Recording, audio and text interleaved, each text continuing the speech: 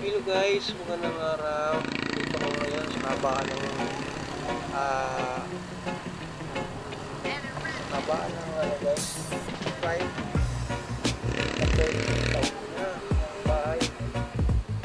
Yan, nakalalabas ko lang ng trabaho guys. At ito, kakakanan ako dito sa may Araneta. Yung street na ito, dito to, puntang Araneta. Cubao. So, liliko ako dyan para ako lalabas na sa EDSA. Yan o, liliko na ako dyan sa kaliwa para lalabas na ako ng EDSA. At ayun, pag nakalabas ako ng EDSA Santulan, baybayin ko naman yung EDSA hanggang makarating ako ng monumento. So guys, masarap kasi dito bumiyahe sa EDSA dahil walang traffic light. Kaya gusto ko dumaan dito sa EDSA. Although ma-traffic siya, pero at least na wala naman siyang traffic light. So, hindi katulad sa mga traffic light na kalye, talagang obligado ka talagang hindi ka kailangan talaga huminto ka dyan sa stoplight. So guys, nandito na ako sa EDSA Santulan. Nakalabas na ako. Baybayin ko naman tong EDSA. Katulad ng sinabi ko kanina guys. At hanggang makarating na ng EDSA Monumento. At ako dito na ako sa ilalim na daan. Hindi na ako dito sa may Cubao. Kasi andyan may stoplight kasi dyan. So mapipilitan ka talagang mag-stop dahil may stoplight. Kasi kung hindi diretso mo yan, huli tayo yan. So ito naman ay wala namang gaanong mga sasakyan.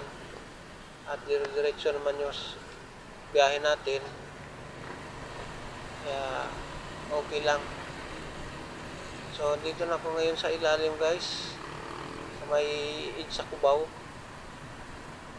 Yan guys. Yan, nakita nyo naman yung video na wala namang ganong sasakyan.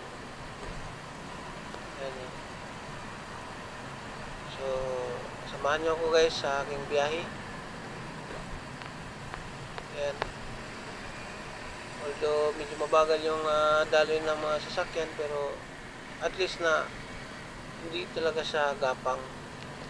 Matakbo naman siya ng mabilis. Ayan guys.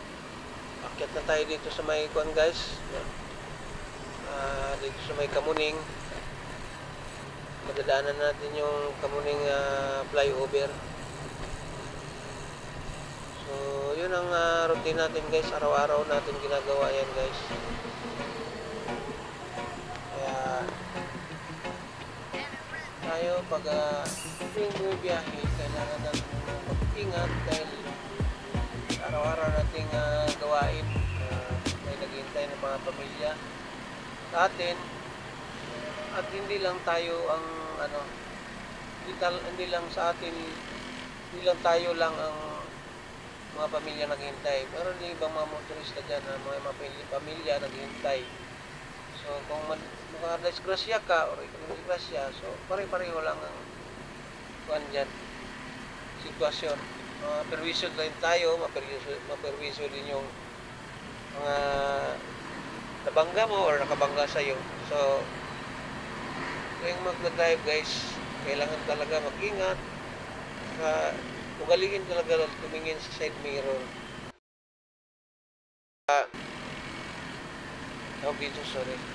Bago ka lumipat ng lane, tumingin ka muna side mirror. Ulit-ulitin mo patingin ng side mirror dahil yun ang importante.